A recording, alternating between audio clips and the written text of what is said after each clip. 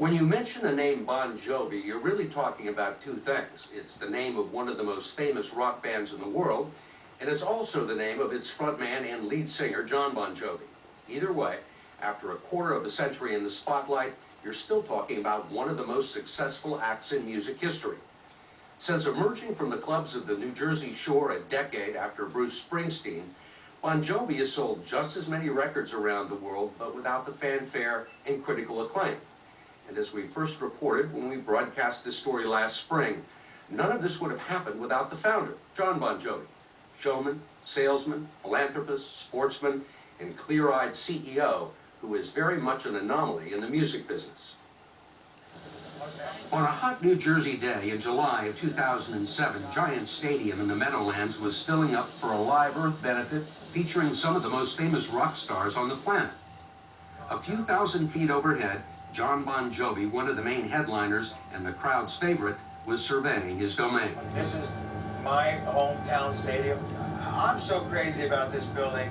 And with good reason. In this day and age, there are only a handful of groups that can fill a football stadium, and Bon Jovi has done it here 8 times. When I'm just driving down Route 3 6 months from now, I'll drive by it and say, "Hello, baby. Hello, mama. I'll see you soon." A half an hour later, he is on the ground and in the dressing room, chugging little bottles of ginseng as the rest of the band goes through its pre-concert routine. What are you doing right now? Getting my muscles all warmed up. We got a picture, guys? After a few pictures with his fans, more than 50,000 people will get what they've been waiting for. It's my life, it's now or never. It ain't gonna live forever. It was the beginning of another good run in a very long career that has been full of them. His 10th album, Lost Highway, was #1 on the Billboard charts, and he was just beginning another 14-month world tour that ended up grossing more than $250 million. This has been a very good year for you. I haven't had a bad year since the doctor slapped me on the ass, you know? He's not bragging, just commenting on his own incredible good luck. He was born John Francis Bon Jovi an hour's drive from the Meadowlands to a father who was a Marine turned hairdresser and a mother who was a Marine turned Playboy bunny. It explains the good looks and the discipline he needed to survive the stigma of being one of the original 1980s hair bands. You know, you gotta laugh, you gotta have some fun with it, or, you know, I've jokingly said I'm responsible for the whole of the ozone layer. He's still trying to live it down, and it probably hasn't helped his street cred. You think you've gotten the respect that's due? Well, that depends on, you know, how you want to define the word respect. Is longevity respect?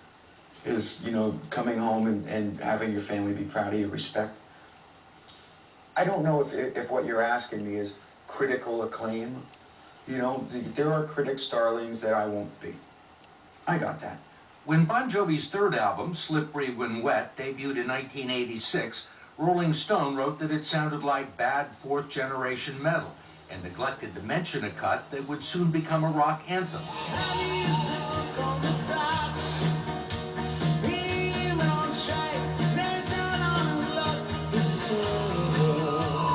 The album sold 25 million copies, and Bon Jovi got the last laugh.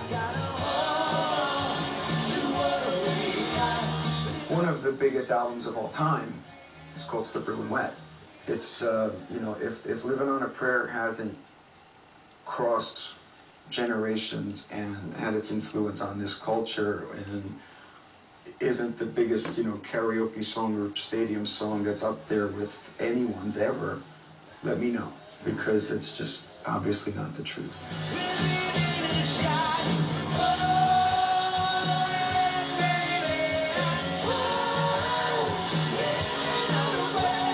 He followed it up with 6 more platinum albums and enough hits to make his sold-out concerts among the hottest tickets in the music industry. In a business that's struggling to survive, Bon Jovi is still a cash cow, and no one works harder at it. 4 to 5 2.5-hour shows per week when he's on the road, with only a couple of 2-minute breaks to change clothes and cool off before going back on stage. I have to think every night like I'm a prize fighter going out on that stage. that it's going to be the last fight.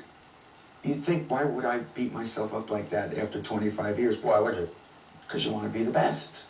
I don't want to think that anyone's coming in there and going to be better tomorrow night.